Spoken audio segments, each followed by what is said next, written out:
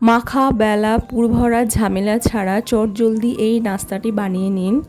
সকাল বিকেলের নাস্তা হিসেবে বা বড়দের লাঞ্চ বক্স, ছোটদের টিফিনের জন্য খুব ভালো একটা রেসিপি। দুটো বড় সাইজে আলু কেটে সেদ্ধ জন্য বসিয়ে দিলাম। অপরদিকে একটা বোলের মধ্যে 1 বাটি আটা নিয়ে সামান্য পরিমাণে নুন দিয়ে অল্প অল্প করে জল দিয়ে একটা ব্যাটার তৈরি করে রাখলাম। আর একটা প্যানের মধ্যে 2 চা চামচ সর্ষের তেল দিয়ে গোটা জিরে ফোড়নে দিয়ে একটা বড় সাইজের পেঁয়াজ কুচি আর লঙ্কা কুচি দিয়ে ভালো করে ভেজে নিয়ে আগে থেকে সেদ্ধ করে রাখা আলুগুলো দিয়ে দিলাম ভাজা বাদাম, হলুদ গুঁড়ো, স্বাদ মতো নুন, চাট মশলা, চিলি ফ্লেক্স আর দিয়ে দিলাম গরম মশলার গুঁড়ো দিয়ে নামিয়ে রাখলাম।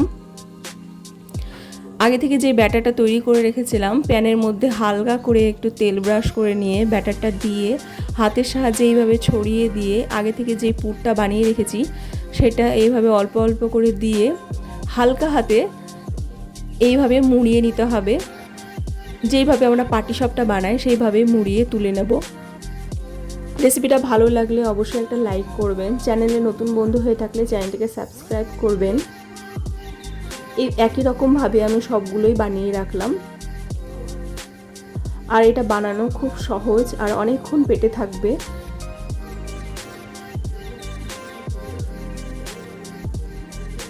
অনেক অনেক ধন্যবাদ রেসিপিটা দেখার জন্য।